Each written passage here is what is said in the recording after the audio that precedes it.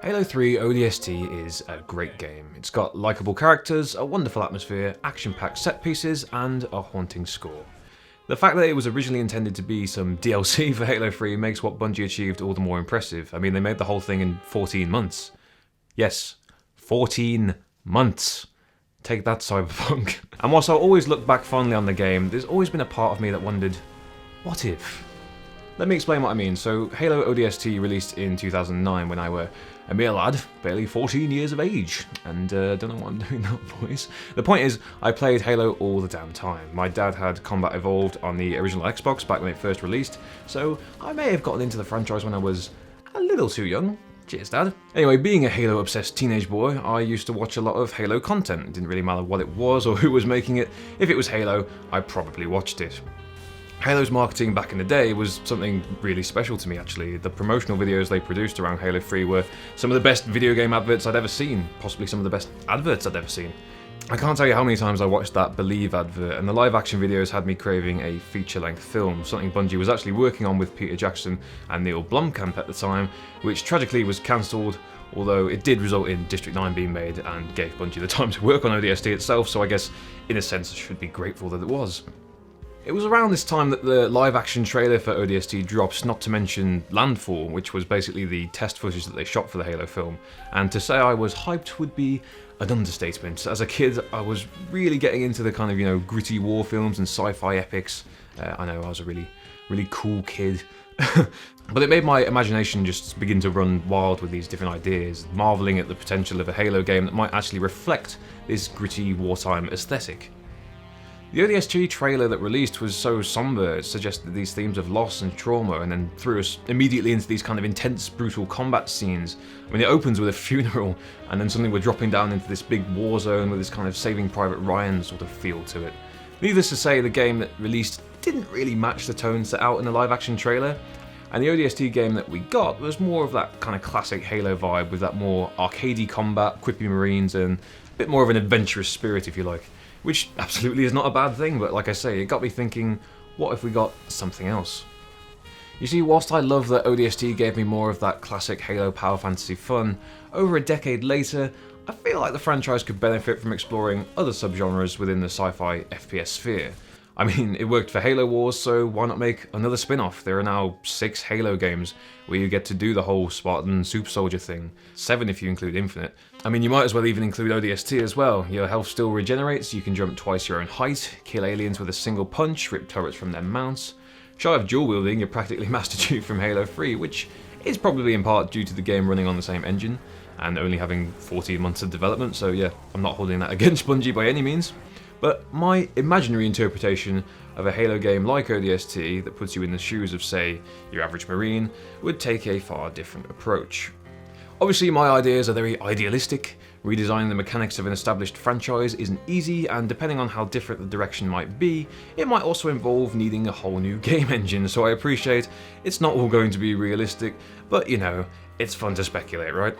Some of my suggestions might upset your typical Halo fan, but like I said, you've got 6 to 8 Halo games that do the whole Spartan thing already.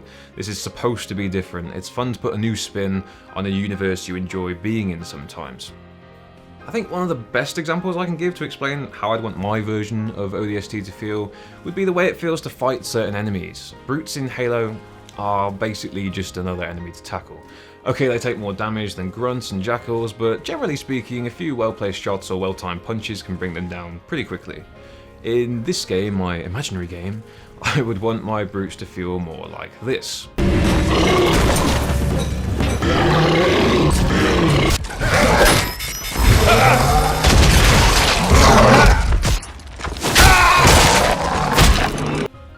Brutes would be violent, intimidating bastards. They'd tower over you, throw you around, pin your allies to walls with spikers, smash through cover, soak up small arms fire. No one-hit assassinations, taking them down would require thought, planning, and coordination.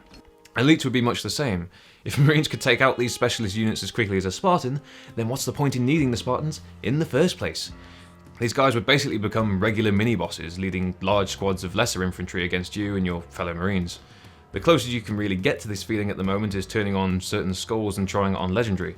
I think the best comparison I can probably give is Star Wars Republic Commando and the way it treats super battle droids. Like with Halo's Spartans, if you played as a Jedi in a Star Wars game, most of the droid forces were pretty quick to dispatch. Games like Battlefront, I'm talking about the good ones, had you gunning down battle droids, super battle droids, and droidicars alike, even as clones. And then along came Republic Commando, and to this day I still remember the surprise when I encountered the first super battle droid in the game. I was like, oh wait, this guy's tall, and his voice is all deep and hang on, he's not dying, oh god, he's not dying, wait, there's more than one, oh god! Eventually, as you get the hang of the game and you get better equipment, you can take them down faster, but they're never as easy to fight as the regular droids. You can still melee a droid once and take it out, and you can't do that with the super battle droids. You have to chip away at them, hit weak points, disarm them in order to take them out effectively. I imagine it being a similar situation with the elites. And brutes would be like if the Wookiees in Republic Commando were hostile and you were this poor green bugger being absolutely obliterated right here. Like, look at how the elites absolutely wreck the Marines in Halo Wars cutscenes. I mean, imagine actually being in the shoes of one of those guys. It'd be intense, right? The Spartan power fantasy has always made for fun gameplay, but that's all the more reason to put a spin on that formula and see what happens when you take that power away and the shoe is on the other foot. Republic Commando is a brilliant example of how to take something fun and familiar like Star Wars and give it a bit more of a gritty, edgy makeover. Up the brutality, make the players sweat, make them coordinate, and make them think. You can see this approach being reflected in the game's art style. These don't look like regular Star Wars characters. They're cool now, and there's blood. I'm not sure I've even seen a Star Wars game that shows human blood before. Yes, Halo already has blood, but you see the point I'm making, right? An approach like this can make for a really interesting and memorable take on an old and perhaps tired franchise. You could even take the squad mechanics from Republic Commando and put them in Halo. Imagine how many different ways you could approach a firefight with that kind of control. It's ironic actually, as I'm pretty sure some of the guys from Commando worked on Halo 5, and the so-called squad mechanics in that game are beyond atrocious, but there we go. There's so much potential in presenting the game in this way. You could have hunters and elite zealots becoming these crazy boss battles, the next-gen hardware would allow for larger scale, boots-on-the-ground warfare, a bit like those scenes that we'd see in some of the Halo Wars cutscenes and Reach's cinematics that looked really cool, but we never really got to experience for ourselves whilst playing the game. You could even incorporate the Flood and make a whole horror mission, which is something I've seen fans discuss before, and take a cue from the Aliens franchise where it's dark and you're vulnerable and your squad is being picked off. The Marines were clearly terrified by the Flood. I mean, just look at how they react to their arrival in Halo 3. And then they got up, started to talk! I mean, imagine actually being those Marines and watching characters you've come to know transform into these monsters. I could literally go on forever about the things I want to put in this game, but to save the video from becoming 3 hours long, I'll try now just to focus on the changes to the gameplay mechanics themselves. Let's start with health. It's pretty straightforward. You're not a super soldier, so you don't have shields, and you have less health, and it doesn't regenerate. You rely on pickups, perhaps some allies have healing abilities as well within your squad, and you could even incorporate some Far Cry style healing animations to make healing feel a bit more real and tangible, and something you can only do maybe if you're in cover and so on, so it becomes a little bit more tactical. Next is movement, and I don't think your typical Halo walking speed is too fast really, so this could still be pretty similar, but you can't jump anywhere near as high, and perhaps rely more on things like mantling. Sprint in Halo I know is a controversial issue, but I don't think having it in a campaign like this would be too big of a sin. You'd need that quick burst of speed to get out of some of those more intense encounters and kind of help compensate for the lower health. It doesn't mean it has to be in the multiplayer. We're just focusing on the solo campaign for now. We'll leave the multiplayer for another time perhaps. When it comes to vehicles, I think it'd be interesting to maintain the first-person perspective, a bit like you might do in some of the Battlefield games.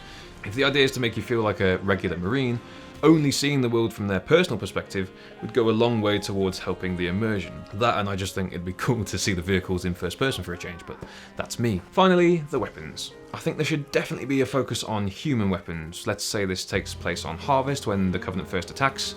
I think that's still the law, right? I can't keep up with it all. The Marines would never have seen, let alone picked up or used these weapons before. They'd have no idea what to do with them. I think it'd be fun to have the option to pick up some of them, maybe have them be these power weapons, but they're hard to control, low on ammo, and a bit temperamental to handle.